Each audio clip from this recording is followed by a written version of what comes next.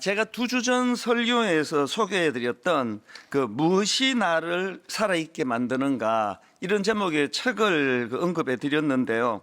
이 책의 원래 제목이 그 랭귀싱, 우리말로 하면은 시들함 또는 시들해짐 이런 뜻을 가진 단어라고 소개해 드렸습니다. 이 책 제목 그대로입니다. 이 책 내용을 보면 그 시들어가는 삶, 또 우리를 지치게 만드는 세상에서 다시 살아있음을 느끼는 방법, 이런 내용을 다루고 있는 책입니다. 그 저자는 이 시들해지는 인생, 이 시들해진 정상에 대해서 설명을 하면서 삶이 멈춰 있는 듯한 느낌, 그리고 겉으로는 일상이 굴러가고 있지만 그 내면은 무기력과 무감각 속에 갇혀 있는 상태, 이걸 이제 그 랭귀싱, 그 시들해짐 이런 단어로 설명을 하는데요. 그 책에서 소개하는 몇 가지 정상을 말씀을 드리자면 이런 겁니다.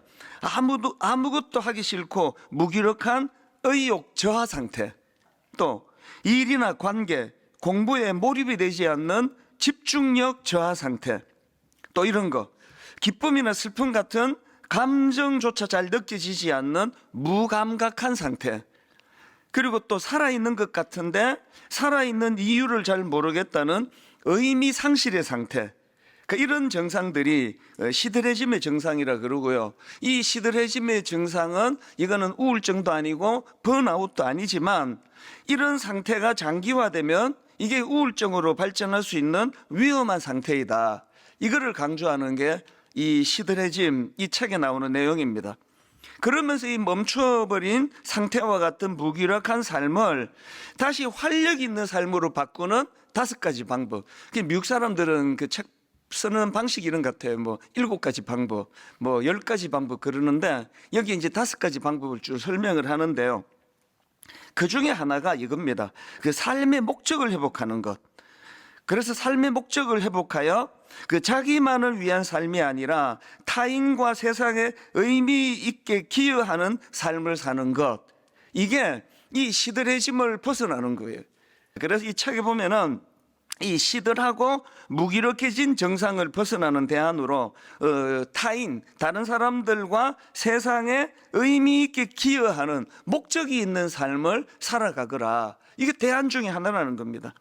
저는 이런 내용을 다루고 있는 이 책을 보면서 이게 오늘 본문이 강조하고 있는 그것과 너무 똑같다는 생각이. 자, 오늘 본문 다시 한번 보십시오. 에베소서 5장 8절 9절. 너희가 전에는 어둠이더니 이제는 주 안에서 빛이라. 빛의 자녀들처럼 행하라. 빛의 열매는 모든 착함과 의로움과 진실함에 있느니라. 이게 겉으로 보면은 타인과 세상을 위하여 헌신해라, 네가 희생해라, 이런 것처럼 오해하기가 쉽지만 실제적으로 우리에게 이런 말씀을 주시는 것은 이게 우리 인생을 시들하지 않게 만드는 동력이라는 거예요. 그렇게 살아가시는 분 다 아실 것입니다.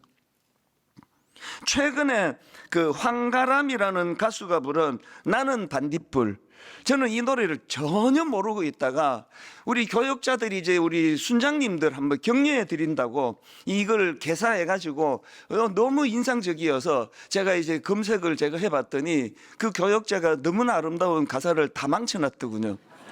이게 진짜 아름다운 가사였는데 제가 근데 그분께 고맙게 생각하는 게 그분 때문에 이 노래 가사를 제가 알게 된 거거든요.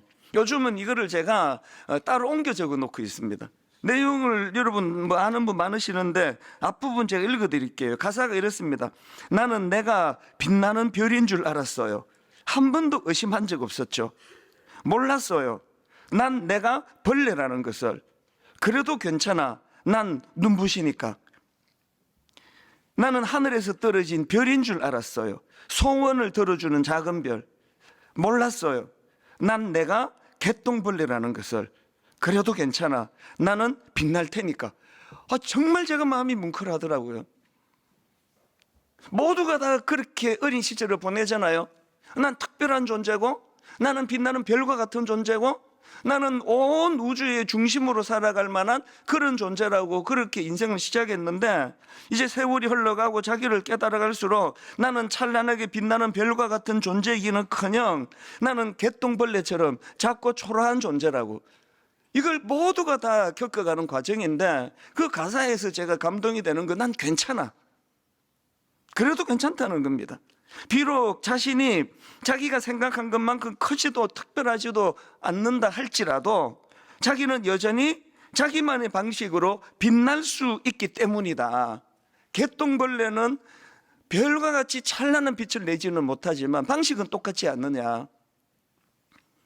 그러니까 이 가사는요, 그 자기 정체성에 대한 오해, 그리고 그것이 오해라는 걸 그건 깨달음, 그럼에도 불구하고 포기하지 않는 자기 수용과 희망. 난 괜찮아. 난 개똥벌레라도 괜찮아. 이게 저는요, 마태복음 5장 14절에서 16절 예수님이 주신 말씀 그대로인 것 같아요. 너희는 세상의 빛이라. 산 위에 있는 동네가 숨겨지지 못할 것이요, 사람이 등불을 켜서 말 아래에 두지 아니하고 등경 위에 두나니 이러므로 집안 모든 사람에게 비추느니라. 이같이 너희 빛이 사람 앞에 비치게 하여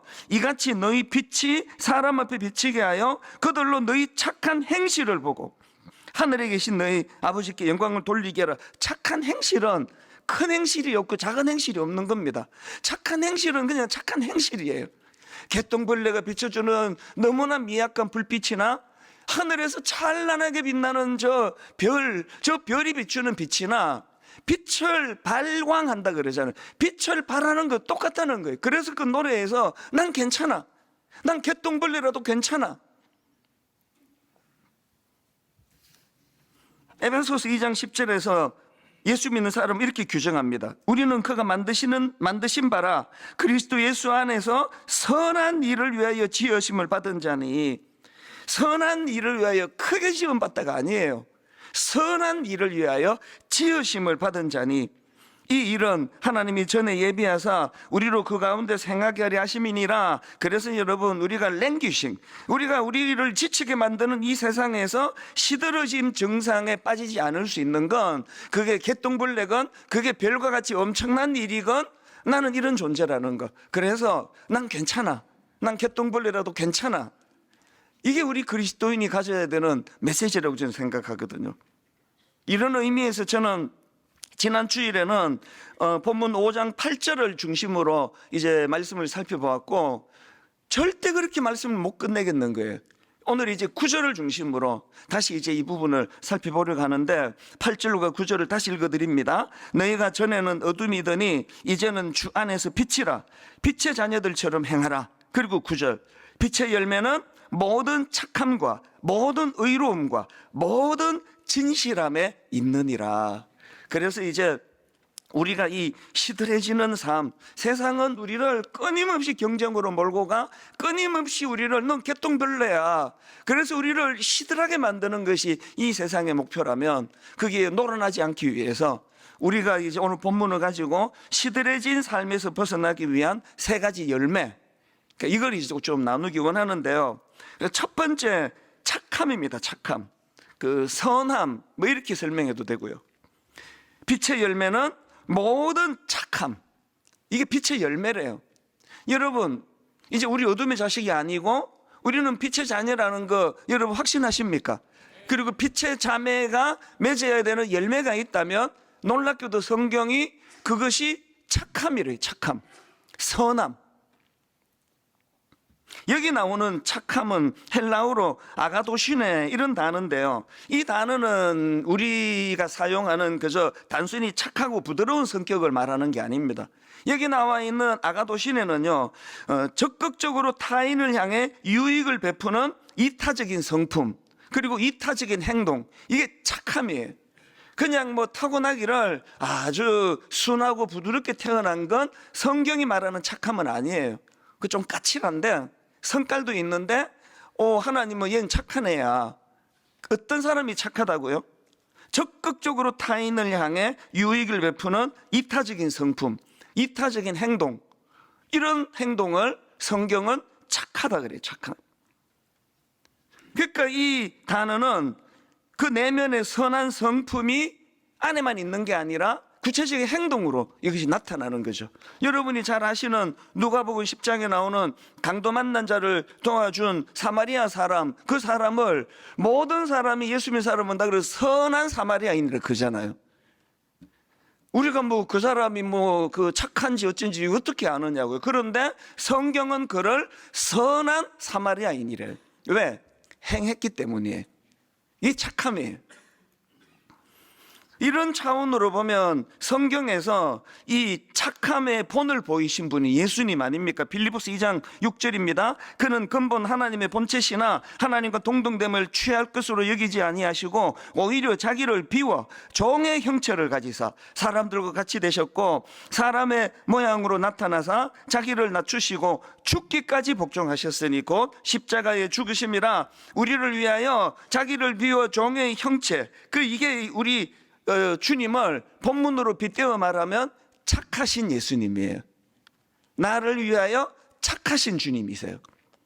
하늘 영광 버리고 자신을 낮추어 오히려 모두가 피하는 그 십자가를 통하여 우리를 구원해 주신 착하신 예수 그리스도, 우리가 그분을 닮아간다고 할 때 우리는 착한 목사가 돼야 되고 착한 집사, 착한 장로가 돼야 되는 거죠. 그래서 우리는 이 예수님의 성품을 닮아가야 되기 때문에 고린도전서 10장 24절은요 우리 인생의 구호예요. 누구든지 자기의 유익을 구하지 말고 남의 유익을 구하라. 성경이 말하는 착한 사람이 구호예요. 그런가 하면 두 번째로 시들해진 삶에서 벗어나기 위한 열매가 하나 더 있는데 의로움입니다. 의로움. 우리는요 착하여야 될 뿐만 아니라 의로워야 의로움. 9절입니다. 빛의 열매는 모든 착함과 의로움. 여기서 말하는 의로움은 헬라어로 디카이오슈네라는 단어인데요, 이 단어는 단순히 세상에서 말하는 그 의로움, 그 공정함, 올바른 행동 이런 뜻을 넘어서 더 깊은 의미를 갖고 있습니다. 이 디카이오슈네, 여기서 말하는 의로움이라는 것은 하나님 앞에서 바르게 살아가는 삶의 태도, 하나님 앞에서 바르게 살아가는 삶의 태도, 그러니까 하나님과의 바른 관계에서 나오는 정직하고 올바른 삶, 이게 의로움이에요. 그래서 여러분 중에는요, 우리 교역자 중에도 있습니다, 타고나기를 착하게 정직하게 타고난 사람이 있어요. 우리 집 애들을 이렇게 봐도 약간의 편차가 있습니다. 타고나기를 절대 거짓말 잘 못하고, 우리 교회를 지나갔던 목사님 중에도 그런 분이 계시거든요. 그 왕재천 목사라고, 그 분리개체 1호예요. 이분은 이름만 좀 교만하고요, 정말 겸손한 분이에요. 이 왕재천 목사님을 제가 가까이서 지켜보면서 나이는 저보다 더 아래지만 정말 존경이 나오더라고요. 어떻게 이렇게까지 정직할 수 있나? 그러나 신앙적으로는 저는 왕 목사가 참 별로 좋은 성품이 아니라 생각해요. 왠지 아시죠? 원래는 착하지도 않고 정직하지도 않은데, 원래는 그런 성격이 아니고 어릴 때부터 막 거짓말도 잘하고 그랬는데, 내가 예수 그리스도를 만나고 그 주님과의 바른 관계 속에서 내가 이제 이 정직함을 후천적으로 노력해서 생기는 그 사람이 귀한 분이에요. 그래서 우리 왕재천 목사님을 신앙 모델로 삼지는 않습니다. 그 이름도 교만하고. 그래서 여러분 중에 왕재천 목사님 과가 있어요. 근데 그런 분들은 노력을 더 많이 해야 돼요. 그런 분들은 자기 의예요. 나는 타고나기를 우리 아버지가 그렇게 교육을 잘 시켰고 나는 타고나기를, 나는 착하고 나는 선하다고 생각한다면 그게 신앙에 굉장히 무서운 흉기가 되는 거예요. 그래서 막 성격이 타고나기를 우리 아이가 달라졌어요, 뭐죠 그거? 예, 금쪽이 같은 데 나오고 막 어릴 때부터 막 유난하고 막 거짓말도 잘하고 그랬던 분들이 정말 그게 바람직한 성격이에요. 그 주님 만나고 그래서 이제 변화가 되어가고, 유난히 크게 웃는 분은 찔려서 웃는 거예요. 예, 우리가 하나님 앞에서 하시라도 내가 주님이 비춰주시는 빛이 없으면 나는 또 거짓말쟁이로 돌아가요. 나는 또 까칠한 성격으로 돌아가요.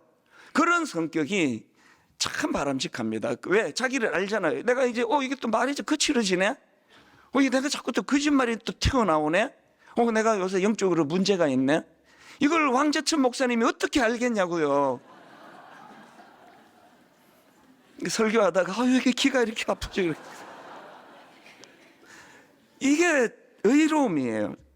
그래서 우리는요, 뭐 타고나기를 의롭게 타고났던 후천적으로 은혜를 받아서 그렇건 우리는 의로워야 돼. 성경에서 그 대표적인 인물이 있는데 다니엘입니다. 그를 시기하던 정적들이 온갖 방법으로 그 흠을 잡으려고 하지 않습니까? 그랬더니 다니엘 6장 4절 다니엘을 묘사하는 걸 보세요. 이에 총리들과 고관들이 국사에 대하여 다니엘을 고발할 근거를 찾고자 하였으나 아무 근거, 아무 허물도 찾지 못하였더니 이 의로움이에요. 그 적들이요, 다니엘을 고발할 근거를 찾고자 하였으나 아무 근거, 아무 허물도 찾지 못하였으니 이는 그가 충성되어 아무 그릇됨도 없고 아무 허물도 없음이었더라. 이게 우리가 세상에 보여줘야 될 의로움입니다. 그런가 하면은 세 번째로 이 시들해진 삶에서 벗어나기 위한 열매가 하나 더 있는데 진실함입니다. 진실함.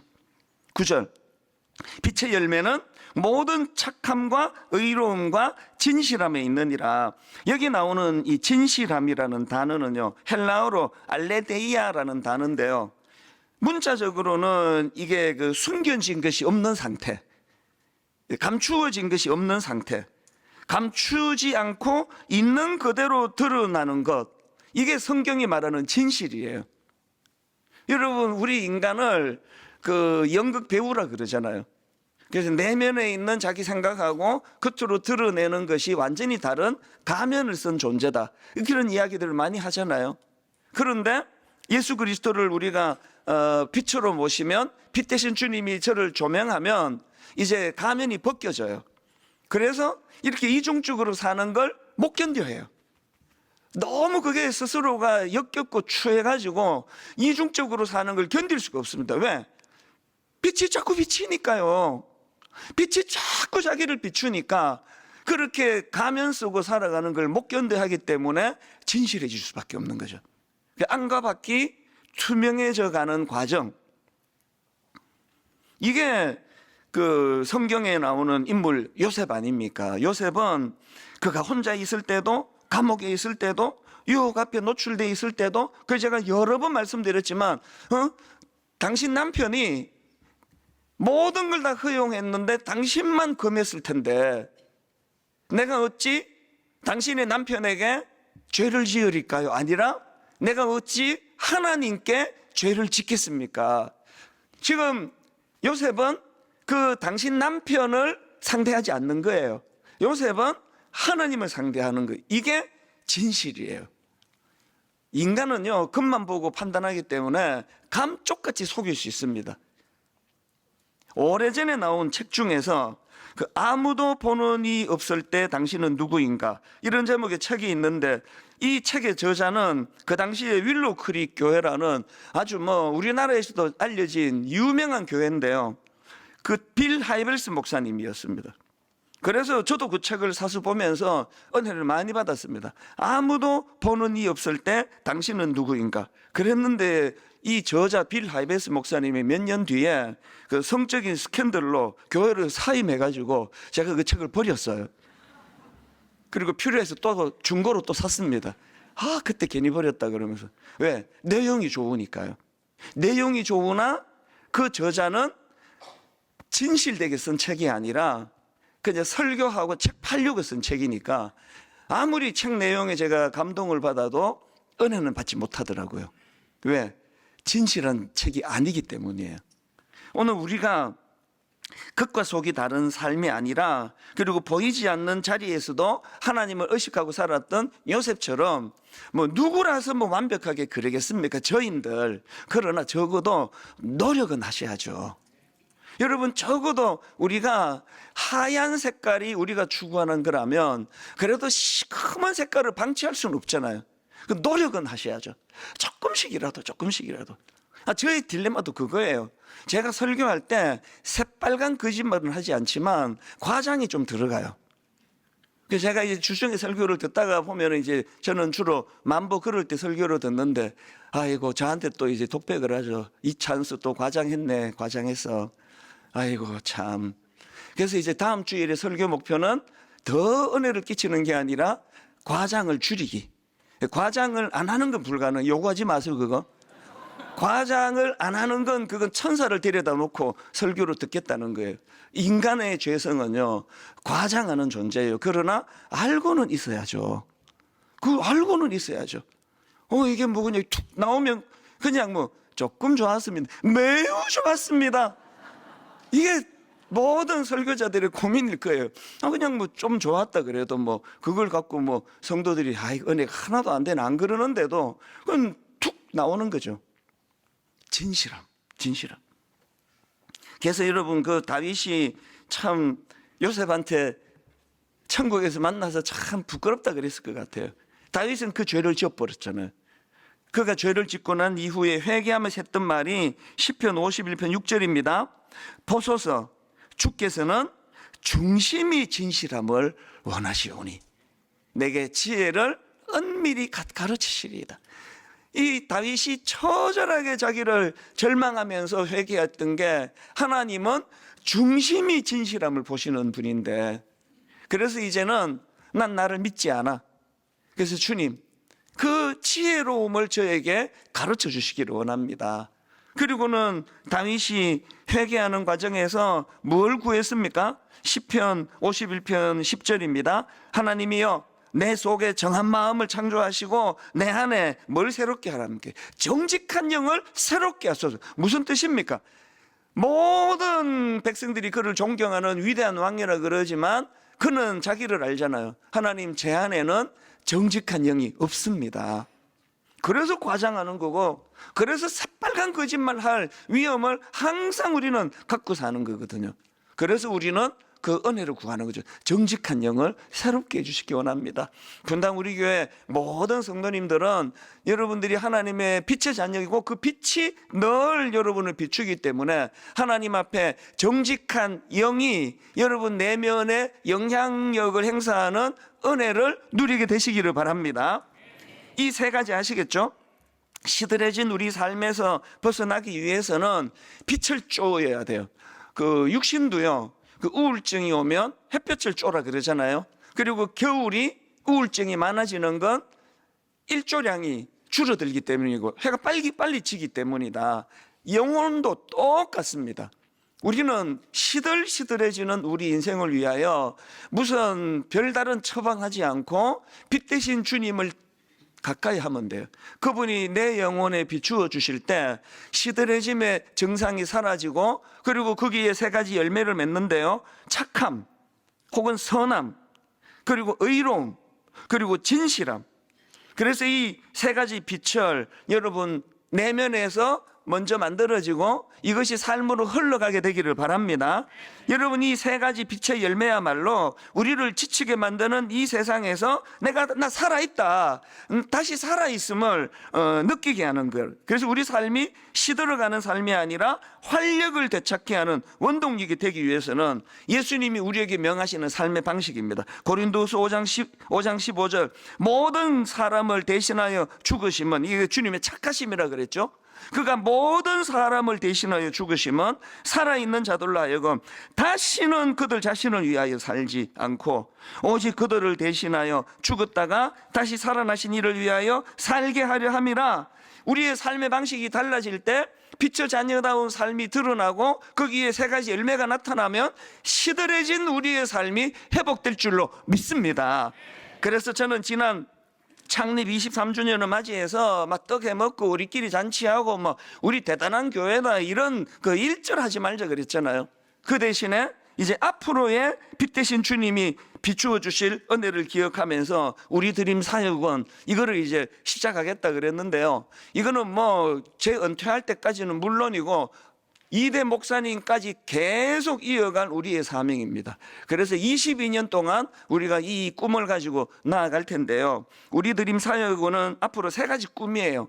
첫째가 다음 세대를 우리가 살리자. 여러분 지난주 금요일 저녁에 이제 선거를 앞두고 나라를 위한 특별 기도회를 하자 그랬더니요, 얼마나 제가 금요일 저녁에 고무가 된지 몰라요. 우리 청년들이 요즘에 희한한 현상이에요. 희한한 건 아니고 너무 고마운 현상이에요. 세상에 기도의 자리로 청년들이 나오기 시작하니까요, 깜짝 놀랐습니다. 거의 제 눈으로 한 절반 가까이 청년들이, 물론 이제 노년인데 내가 너무 그런 은혜를 받아서 청년처럼 그렇게 환상을 봤을 수도 있습니다. 너무나 많은 청년들이 이곳에 모여가지고 우리 기도회를 그들이 막 주도해 가는 거예요. 막 손을 들고 은혜롭게 그렇게 찬양을 하더라고요. 너무 기뻤습니다. 여러분, 이번 금요일 날 이제 저는 그 지난 금요일 기도회에 고무되어 가지고 이제 드림센터도 오는 금요일 오픈하기를 원해요. 그리고 주차도 이제 주일 방식으로, 왜냐하면 이제 주차를 못해서 돌아간 차들이 있다 그래서 내가 또 이렇게 잘 미리 의논도 안 하고 잘 칠러놓고, 그래갖고 드림센터에 2명 와 앉아 있고 이럴 위험이 좀 있지만, 그러나 우리 청년들에게 우리가 뒤져서는 안 되잖아요. 그래서 우리가 이 나라를 위하여, 우리 가정을 위하여, 우리 교회를 위하여, 우리 드림 이제 시작되는 우리 드림 사역원을 위하여 함께 꿈을 꾸면서 기도하는 금요일 저녁이 되기를 바랍니다. 다락방별로 같이 나오시고 카풀에서 나오시고 함께 모여 기도하는데, 이게 우리 드림 사역원의 가장 중요한 꿈 중에 하나예요. 다음 세대를 우리가 살리자. 그리고 그 다음에 두 번째가 장애인과 그 가족들을 포함한 도움이 필요한 그 이웃들을 우리가 섬기자. 이제 홈페이지 오셔가지고요, 장애인들과 그 가족들을 위하여 어떻게 섬기면 좋을지를 공모하는데, 여러분이 거기에 많이 좀 아이디어를 제공해 주시면 좋겠습니다. 그리고 세 번째가 한국 교회를 섬기는 사역을 우리 드림 사역원에서 할 겁니다. 그래서 이제 우리 신학생들을 우리가 도와드리고, 젊은 목사님들, 제가 35년 목회한 노하우를 정리 중이에요. 다 전수해 주고 싶어요. 어설픈 게 많지만 하나라도 그들에게 도움이 된다면 그걸 우리 드림 사역원에서 진행해서 하나님께서 이제 우리들에게 이런 놀라운 은혜를 우리에게 주실 줄로 저는 믿지만요, 여러분, 이 사역을 위해 이 승패는요, 저 혼자 방방 떠갖고 되겠냐고요. 우리 모든 성도님들이 이 일의 중요성을 인식하고, 모든 성도님들이 여기에 꿈을 가지고 그렇게 동참하는 우리 드림 사역원이 되기를 바랍니다. 이런 꿈을 갖고 있는데 하나님이 하여튼 너무 감사해요. 증표 하나를 보여주시는데요, 지난주에 그 희한한 일이라 생각해요. 그 중국에서 그 신앙생활하고 계시는 어떤 부부가요, 우리 드림 사역원 시드머니로 사용하라고 2,200만 원을 보내줬어요. 우리 교회랑 아무런 연관이 없고 또 지금 우리나라에 살지도 않는 분인데 이 거금을 보내주시면서 메일로 편지를 보내왔습니다. 안녕하세요. 저희는 중국 동관이라는 곳에서 작은 봉제 완구 사업체를 운영하는 부부입니다. 30년 넘는 해외 생활을 하면서 분당 우리 교회와 이찬수 목사님의 말씀으로 많은 도전과 위로를 받고 있습니다. 대학생 2 자녀를 둔 저희 부부는 다음 세대를 향한 분당 우리 교회의 섬김에 깊이 공감하며 저희도 함께 동참하고자 이렇게 이메일을 보냅니다. 결혼 22주년을 맞아. 이게 결혼 22주년으로 쓰려고 모은 돈 같아요. 결혼 22주년을 맞아 뜻깊게 사용할 수 있어 너무 감사하며 하나님의 인도하심과 은혜가 이 사역 위에 가득하시길 기도합니다. 그리고 맨 끝에 감사합니다. 아이고, 제가 드릴 말씀은 해버리시네요. 얼마나 제가 이게 금액이 오히려 이렇게 큰 금액이 내가 그게 아니라 하나님이 내 마음을 아시는구나. 모두가 십시일반하고 모두가 동참하고, 여러분 절대로 헌금에 부담 가지시면 안 돼요. 헌금 강요하지 않고 또 이런 큰 헌금 바라지도 않아요. 어려운 이 현실에 여러분 쓰실 때가 얼마나 많으시냐. 그러나 마음을 여기에 담는, 마음을 다음 세대를 살리자. 강도 만난 이웃, 성경 아까 선한 사마리아인이라 그랬잖아요. 강도 만난 이웃 같은 장애인 가족을 위시한 우리 이웃을 우리가 좀 살피자. 한국교회 목사님들을 우리가 좀 살리는 일에 좀 마음을 담자. 오늘 저는 결론을 이렇게 맺기를 원합니다. 오늘 설교 제목이 무엇이 나를 살아있게 만드는가? 무엇이 여러분을 살아있게 만드십니까? 빛 대신 주님이 내 안에 들어오시고 그 빛 대신 주님이 내게 세 가지 열매를 맺게 해주실 때 그것이 삶의 활력이 된다는 거죠. 예수 잘 믿는 여러분 되시기 바랍니다.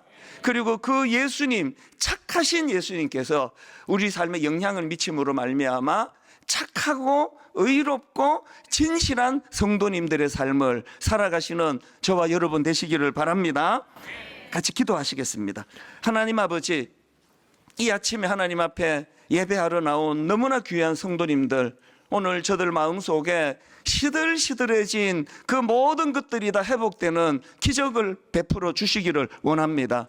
악한 세상은 우리를 시들시들한 것으로 몰고 가고 있는데 그것에 저항하면서, 그래서 빛 대신 주님 영적인 빛을 많이 쬐면서 우리도 다시 한번 회복이 될 뿐만 아니라 하나님, 이 시들시들한 인생이 회복되기 위하여 하나님께서 우리에게 원하시는 하나님 나라와 이 시대를 위하여 최선을 다하여 섬기는 그런 방향의 아버지 삶의 목적이 갖추어지도록 함께하여 주시옵소서.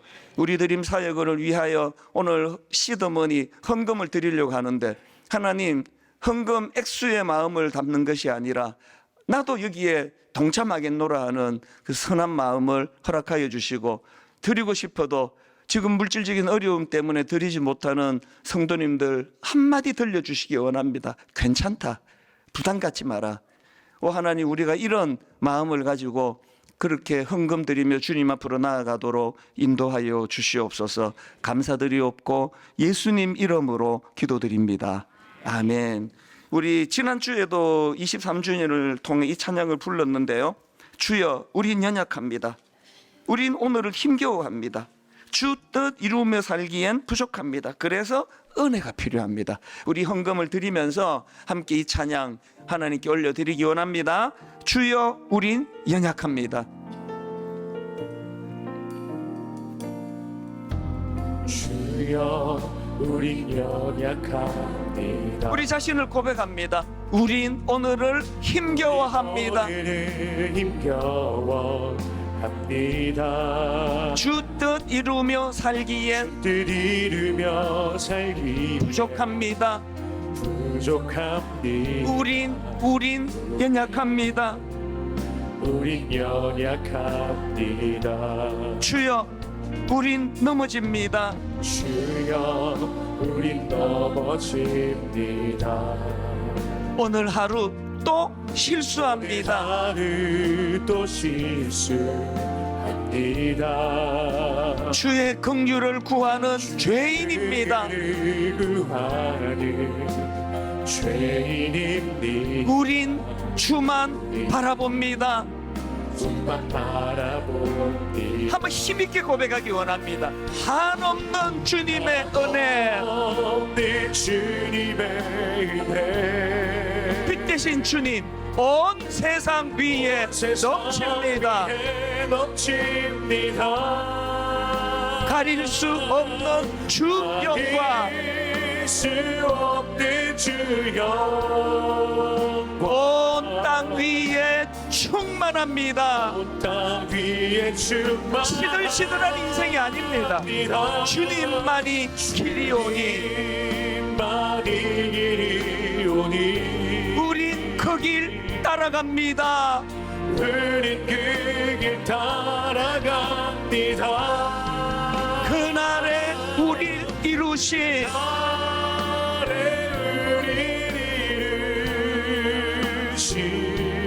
주는 완전합니다. 주는 완전합니다. 한없는 주님의 은혜, 한없는 주님의 은혜, 시들시들한 인생 아닙니다.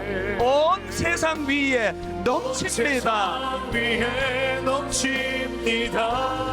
가릴 수 없는 주 영광, 가릴 수 없는 주 영광, 온 땅 위에 충만합니다. 위에 충만합니다. 주님만이 길이오니, 주님만이 길이오니, 우린 그 길 따라갑니다. 우린 그 길 따라갑니다. 그날에 우릴 이루신 나를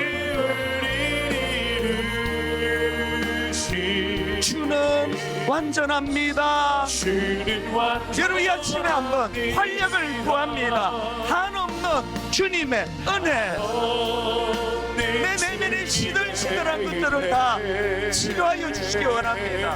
활력을 주시기 원합니다. 온 세상 위에 넘칩니다. 가릴 수 없는 주 영광, 수 없는 주 영광 온 땅 위에 충만합니다. 위에 충만합니다. 주님만이 길이오니 주님만이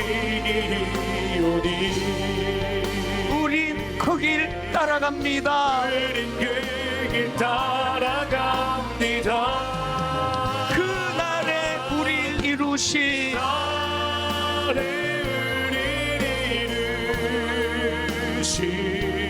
주는 완전합니다. 주는 완전합니다. 모든 것이 은혜, 은혜, 은혜.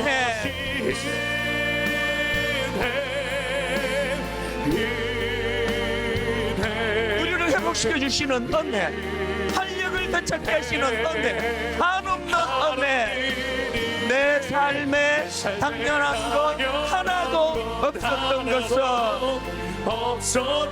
것은 모든 것이 은혜, 은혜였소. 우리 다 자리에서 일어나셔서 모든 것이 은혜, 것이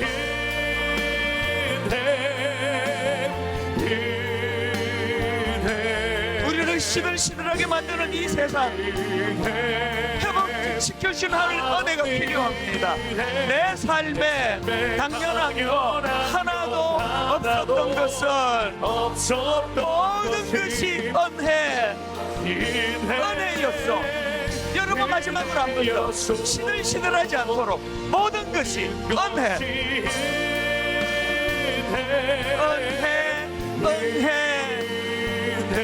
회복과 치유를 주시는 은혜, 한없는 은혜.